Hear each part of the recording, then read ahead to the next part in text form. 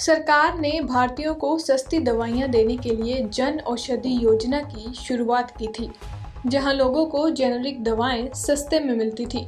शुरुआत में लोगों को जेनेरिक दवाओं के इस्तेमाल पर इतना भरोसा नहीं था, लेकिन अब जो आंकड़े सामने आए हैं वो चौंकाने वाले हैं। दरअसल देश में जेनेरिक दवाओं की बिक्री बढ़ रही है। अब लोगों को जेनेरिक दवाओं की गुणवत्ता पर भरोसा होना शुरू हो गया है। इसी का नतीजा है कि पिछले 8 साल में जेनेरिक दवाओं की बिक्री में 100 गुना बढ़ोतरी हुई है। इनकी खरीद बढ़ने की वजह से मरीजों की जेब पर पड़ने वाले खर्चे में भी कमी हुई है। अब सबसे पहले समझिए कि जेनेरिक दवाएं होती क्या हैं। जेनेरिक दवा वे दवा है जो बिना किसी पेटेंट के बनाई और डिस्ट्रीब्यूट की जाती है। जेनेरिक दवा के फॉर्मुलेशन पर पेटेंट हो सकता है, लेकिन उसके एक्टिव इंग्रेडिएंट पर पेटेंट नहीं होता।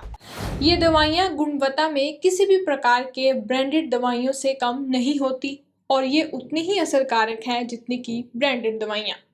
यहाँ तक कि उनकी डोज, साइड इफेक्ट, सक्रिय तत्व भी सभी ब्रांडेड दवाओं के जैसे ही होते हैं। अधिकांश बड़े शहरों में जेनेरिक मेडिकल स्टोर होते हैं जहाँ केवल जेनेरिक दवाइयाँ ही मिलती हैं, किंतु इनकी वाइड पब्लिसिटी नहीं होने से लोगों को इनका लाभ नहीं मिलता।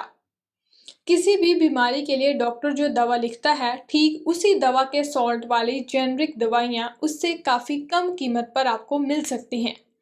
कीमत का ये अंतर 5 से 10 गुना तक हो सकता है। बात सिर्फ आपके जागरूक होने की है।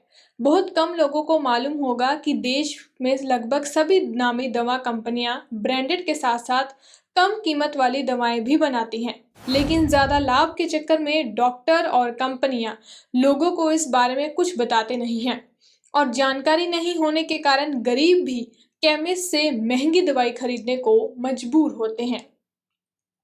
साल 2014-15 में प्रधानमंत्री भारतीय जन औषधि परियोजना के तहत इन दुकानों की गिनती सिर्फ 80 थी, जो अब बढ़कर 8,640 से ज़्यादा पहुंच गई है।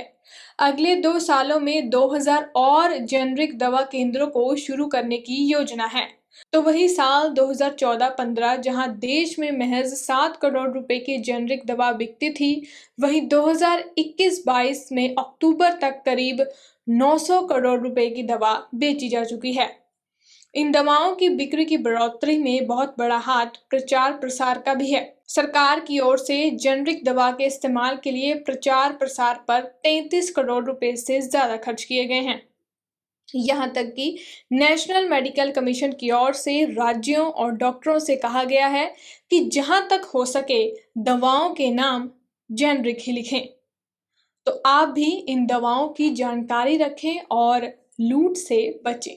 और भी ऐसी वीडियोस के लिए जुड़े रहें पंजाब केसरी के साथ। ऐसी सभी और खबरों के लिए लाइक कीजिए हमारा फेसबुक का ये पेज और यूट्यूब पर सब्सक्राइब कीजिए हमारा पेज और देखते रहिए पंजाब केसरी।